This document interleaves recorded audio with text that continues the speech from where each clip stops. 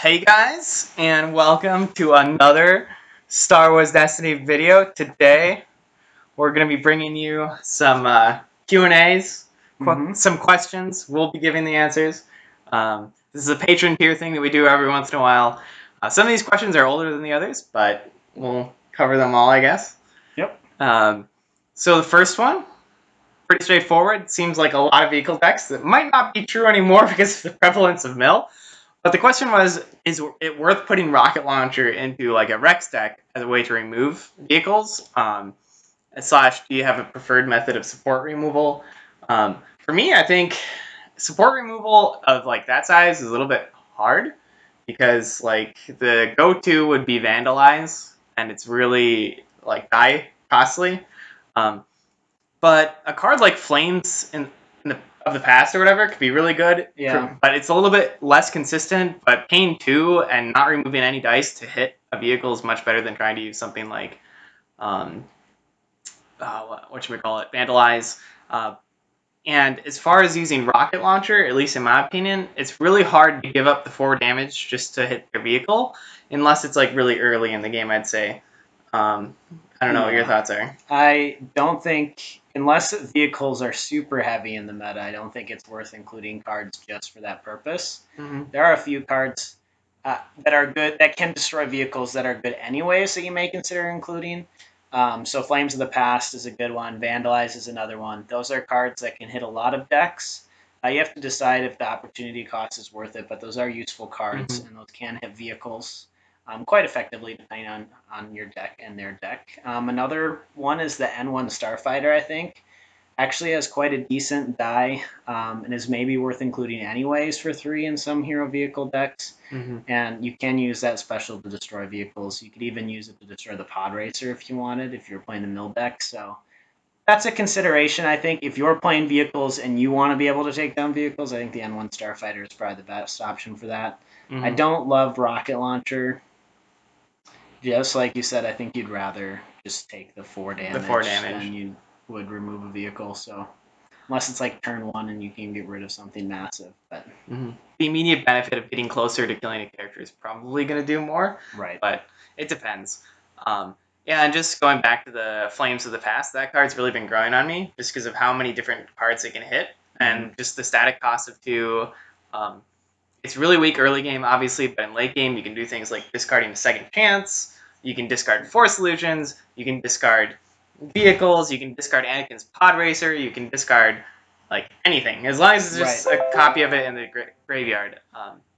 So that card has definitely grown on me. Yeah, and we've seen it obviously in the mill deck, but I think you can easily play that in damage decks as well and get quite a lot of value out of it. So definitely consider putting that in your decks. I think if it goes in a damage deck, it has to be a slower one, maybe even a support deck, just because mill games naturally last longer. So you have more, and your opponent gets through more of their deck, which is why it's so good in a mill deck. But in a damage deck, they might not go through quite as many cards.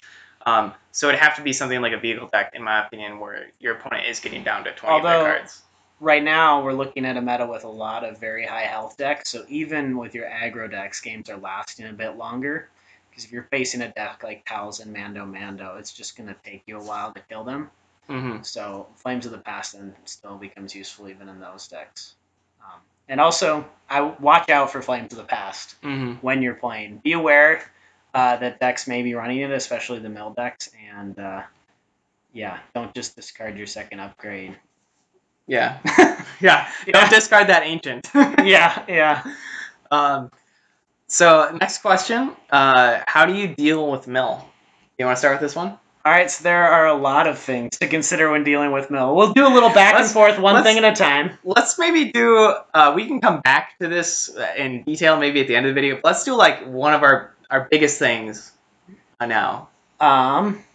Biggest thing is to use your removal effectively. So I think removal feels bad against mill because you're getting rid of a card to use it. But you do it anyway because these mill decks that we're seeing are also milling from the deck. And what you don't want is to sit there with your removal cards in your hand the whole game while they mill through your deck.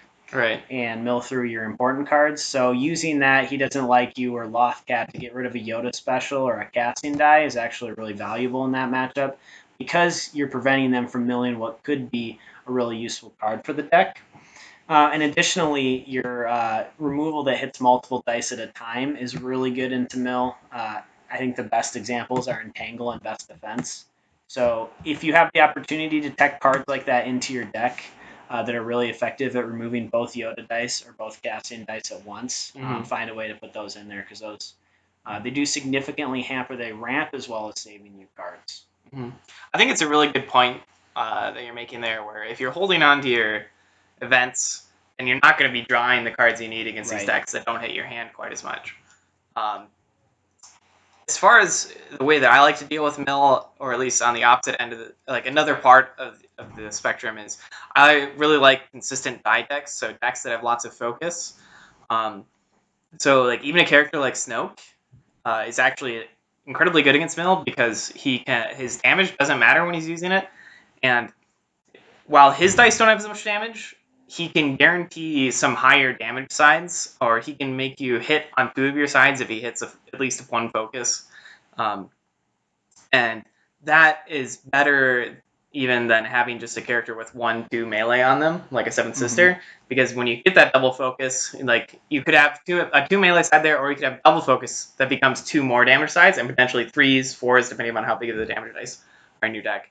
Not always the best because obviously you're consuming some of your own dice to do it, but in mill, you're not going to hit all of your dice anyways, so I think focus is even better against mill.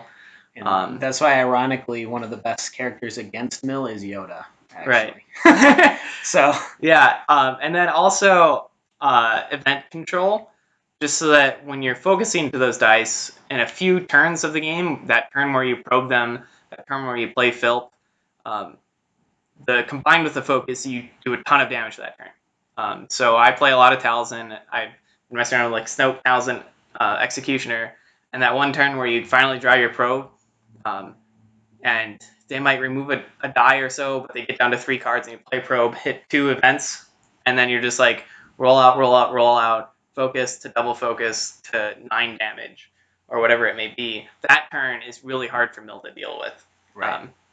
But I think you kind of need a little bit of everything to beat Mill right now because it is pretty good. So you can't just have focus, you can't just have hand control, you can't just have good multiple die removal. You kind of need all of it. And that's to go along with your point. If you are rolling discard and disrupt sides against mill, use them. They actually, if you play mill, you'll realize how bad it feels for them to discard from your hand. And if you can hit some important cards, you can really open up later turns, or that turn in particular if you have more dice going. So especially if you have low cost dice with discard and disrupt sides, don't be afraid to use those in that matchup. It's often better than trying to re-roll them into damage, especially if the best you're going to get is a 1 or 2 damage side. Yeah. Well, next question. Is there a character that with each expansion you try to make work, but ultimately cannot? I'd love for Chewie to be viable, maybe when there's a new Chewie, question mark. Let's see. Characters I keep trying to make work. I don't know. I guess for me, the one I keep trying is Finn from Legacies. And he's always so close. The decks I build are like, they're really good and they can beat tier 1 decks, but they don't have that, like, that, they're just almost there, but not quite. Yeah, his dice is just a little bit too all over the place. They're all good sides, but you have some modified, some indirect, some moving damage. And then it just seems like that maybe if he had 12 health or something. And where he really falls apart is he's just terrible against mill, especially the 3 wide mill. Like, the 3 indirect is not great into 3 wide mill. The modifiers are bad. And the special is a blank. So he's so close. There are decks you can play, especially him with Cassian, that are really good and can compete with the tier 1 decks, but it's just not good enough across the board. So I'm gonna continue to try, but I haven't quite been able to push him over the edge yet. I think for me, it's not necessarily a character, but the 8 cost red unique characters that are good for leadership. is something that I try in every set. I always come to it like, let's build a leadership deck. And some of the leadership decks, or at least most of them, they always end up tier 1.5 because they're crazy high upsides, but they're always just a little bit too hand reliant. Like I had my Snoke DK deck that I was playing a little bit, where it's like Sienna, Talzin, Snoke, with double honed skills, readying 7 dice shenanigans. It actually worked. Like I brought it to the store champ and went like 3-1. In testing, it does some stupidly good things, but it feels like the losses are out of your control. Yeah. So like you could just lose to anyone with the deck, which isn't where you want to be in Swiss environment. You have to beat the players who are worse than you. Yep. And if you just draw wrong, you could just lose. So like, yeah, I'll just say the 8-cost leadership decks with like Sienna or Rose. Sounds like you need a bit of leadership training, Johnny. Oh my goodness. Joke for the day. Did you just do that in a video? I'm gonna die. If you knew about the Gen Con meta beforehand, or the decks you were bound to face, what changes would you have made to your deck? Well, that's kind of funny for us. Neither of us went to Gen Con. We're going to Nova, so let's call Brian.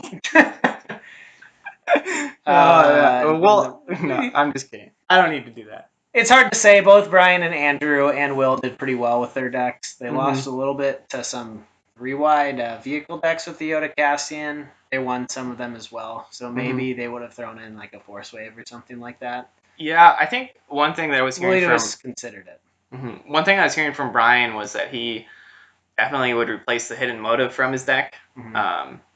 Just didn't feel strong enough throughout the day. So a card like Overconfidence or any of the bigger events could go in there. Yeah, a Hasty Exit. Yeah, but we'll ask them and they can get back to you. Potentially. Patrons who asked the question.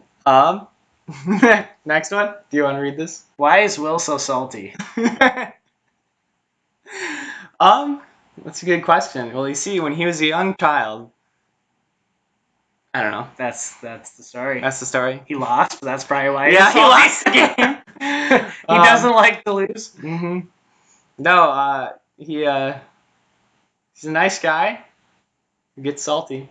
Yeah. There are lots of good things that are salty though. So. Yeah, that's true. That's true. Why is Andrew so chill? That's another good question. I think he just hides his saltiness. Yeah, I think his energy level is just lower. Yeah. So when he gets angry, it doesn't come out as loudly as Will does. So, yeah. I tried. Thanks for the hard questions. Well, it would be great if they were here. Yes. But the lazy guys are not here at my home. Shots fired. Aren't they here? So, next question. Been loving the Snoke Talzin Executioner deck. Why no all-in in your build? It really... I mean, it could be in there. It's just... You don't always have all your dice in your pool very quickly to utilize the all-in. I have played it in games where I was like, man, I wish I had an all-in. It's not good early and mid game in that deck like it is in some other all-in decks like Yoda Cassian. It would be good late game potentially, but I think it's a card that if you put it in there, I could easily see justifying one of it. As Luke said, you're not getting as much dice into your pool. Some games you might get 2 weapons down early, and then the all-in could be 6 damage, and it's definitely worth it. Yeah. But some games you just have 2 vehicles. And even there, though, the all-in can still be worth it because, the deck's sitting there with no overconfidence, and you roll out the... and if they're not expecting the all-in and you roll out your vehicles, roll out Snoke, and you're not on damage yet, they're going to wait for you to focus, and then you just play all-in instead. That can be really powerful. And even just tossing in one all-in there at least forces your opponent to think about it if you get to like a top 16 situation. Right. So I could see justifying one. It just didn't quite make the cut for me. So, yeah. Do you think the ability to play 4 TIE Fighters or 4 X-Wings is in one turn, provided you have 8 money, via the new search feature and do the ambush, do it all at once? Will it put vehicles over the edge for a massive shift in the meta, or will it just embolden mill decks to rise to the top? That was a mouthful. That was. And We're going to limit there were a lot of misspelled words in that question, too. I don't know that a ton of decks are going to be able to do it turn 1, because 8 resources is a lot. Obviously, we've seen decks like Thrawn Snow put out 8 resources turn 1, and that deck could do it. I actually think that's good against mill for the vehicle deck. Because one of the biggest problems in vehicle decks is not drawing your vehicles or getting them all milled. So being able to play them all at once is pretty strong. I think they'll be cool. I don't know. I guess I don't think it's going to break the meta or anything.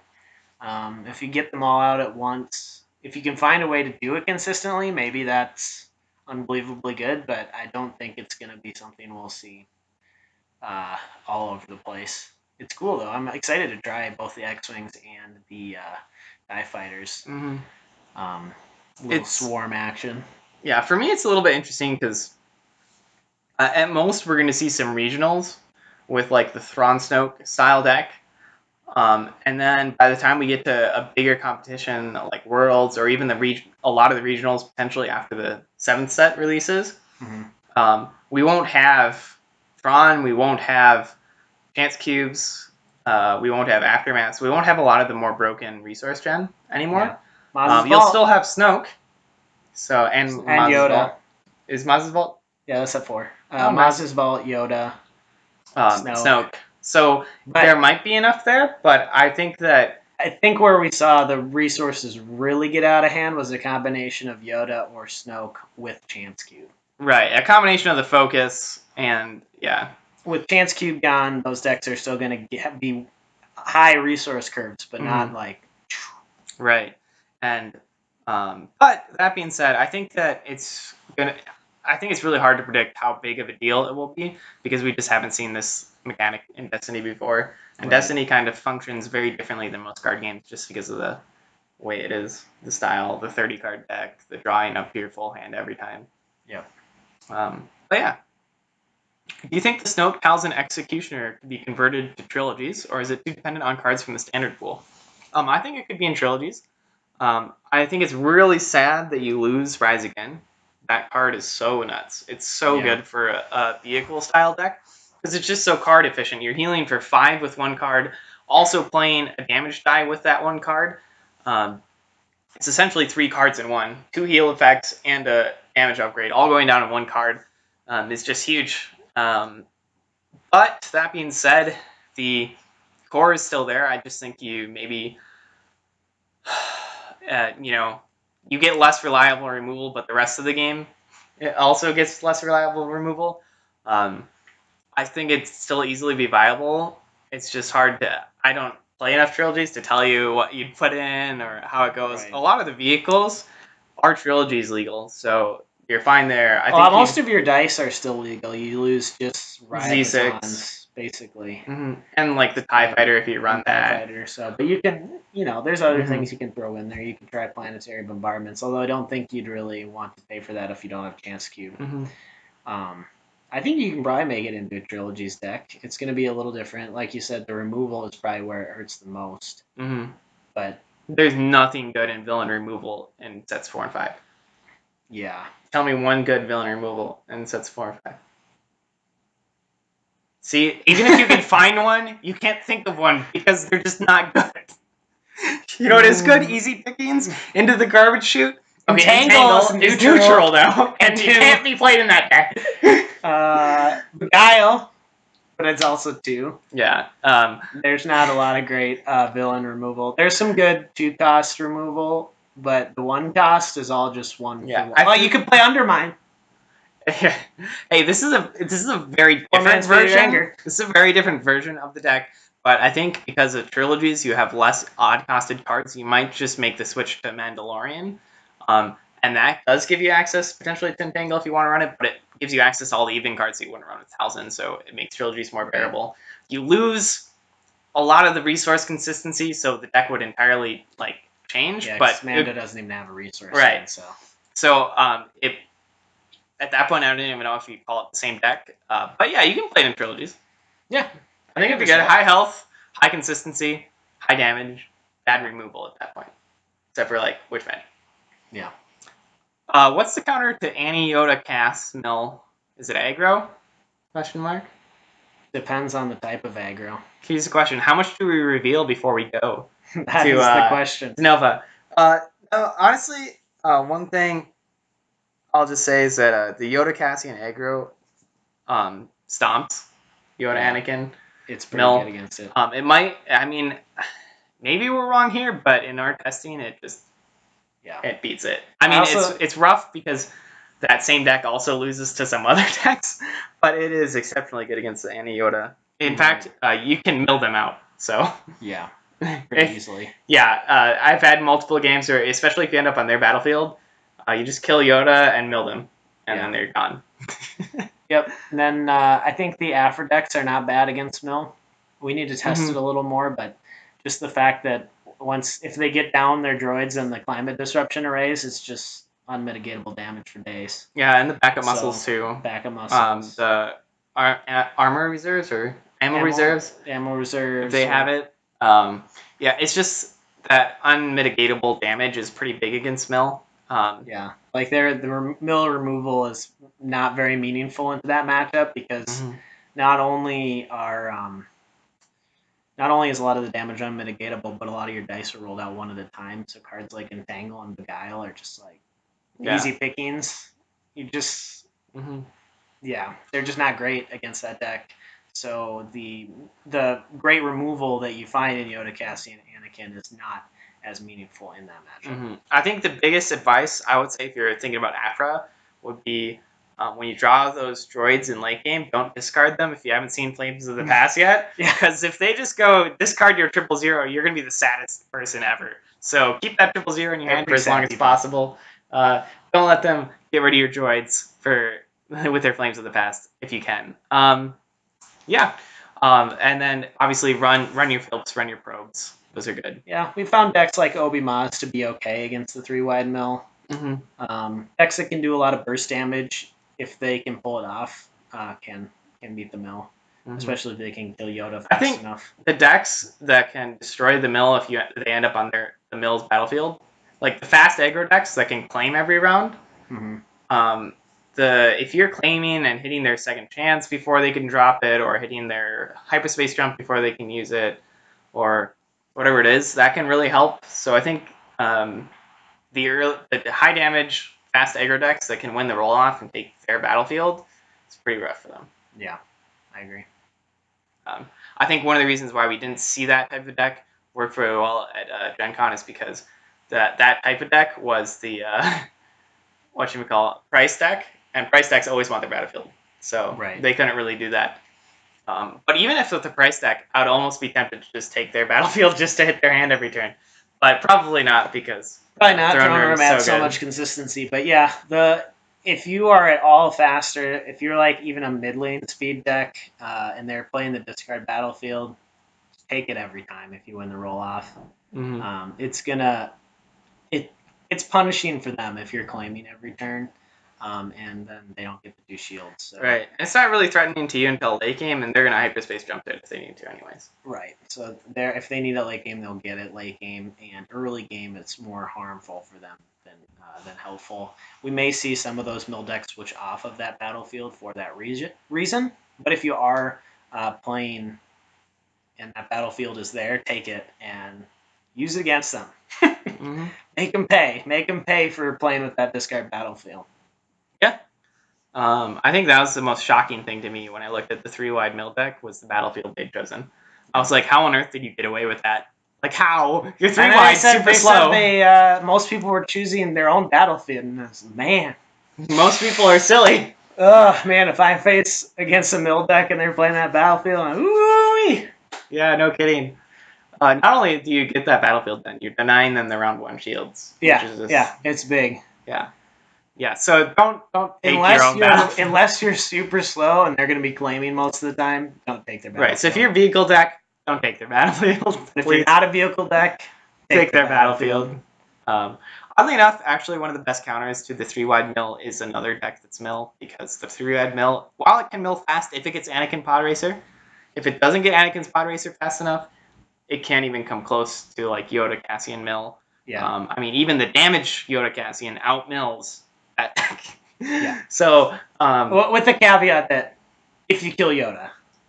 Well, I actually had a game where I didn't kill Yoda and I outmilled him. Well, So that was an interesting game. I only dealt like 5 damage because he kept. But the problem is they have to spend all these cards to remove your dice, and that's milling them from the hand. And then you claim every round. And then I was milling them with Yoda dice and Cassian dice all game, and I just outmilled them. It never wasn't even close. Yeah. So yeah. So yeah, the Yoda Cassian Anakin is really good, and there's not a whole lot of decks that beat it really well, but It has its testing weaknesses. we found that there are a number of decks that can compete at least like a close to 50%. I think we're truly reaching the point where every archetype has a good enough tier 1 list such that it's getting pretty close to true rock, paper, scissors. Before in Destiny, you'd have decks that were just super good and they didn't really have 100% counter because like the deck that would quote unquote counter them just didn't have good enough cards to make that archetype work. But the mill's strong enough now. Vehicles is strong enough now. I mean, for the longest time, vehicles didn't work. For the longest time, mill didn't work. Now they're both strong. And now we have even a lot of more aggro characters added in this set with like Mandalorian Super Commandos being able to just ping, ping, ping, ping really early, and Pilot Price being viable. There's just so many better decks in each of the categories that I just think, even with a deck that's as good as Yoda, Anakin, Cassian, there's going to be a few counters to it. Right. Here's a fun non-Destiny question. What is your favorite non-Star Wars movie? I don't do favorites. That's not fun. You have to choose. What is your most recent favorite? Like in the category of good.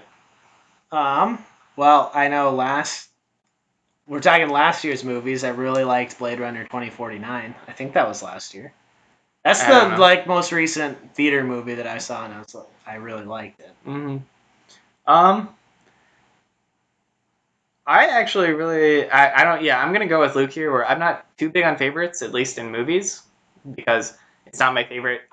My favorite thing would be books. So I have favorite books, but when it comes to movies, it's like my second favorite, like not my favorite form of media. See, but here's the key: you have favorite books. You don't have favorite book. It's hard to choose one. I don't even know if I have favorite movies. Okay. I just have movies that I like. I don't like books. I'll come back and reread them. I do rewatch movies, just not as often as I used to. I think if I had to go with something that's recent, I'd say I was really impressed with Ready Player One.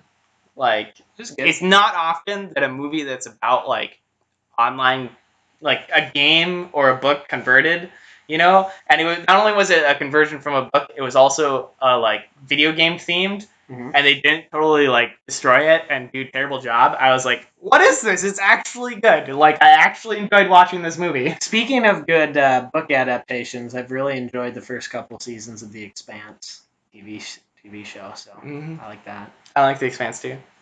We're nerds, if you can't tell. I'm not a nerd. Yeah, we're nerds. I can see your nose growing. Are people even do people even know about Pinocchio anymore? Like, they do now. Do people still read children's tales to their kids? These kids who are growing up on their phones? Good people. Good people do? Yeah. So all those other people are evil. You're so close-minded. I didn't say that. They're not good. They're just gray. Okay. Well, that rounds up the questions we were asked. But I don't know. Do you have any other things you want to talk about while we're doing this? I don't know. You guys should stick around for the outro because it is great. It's brilliant.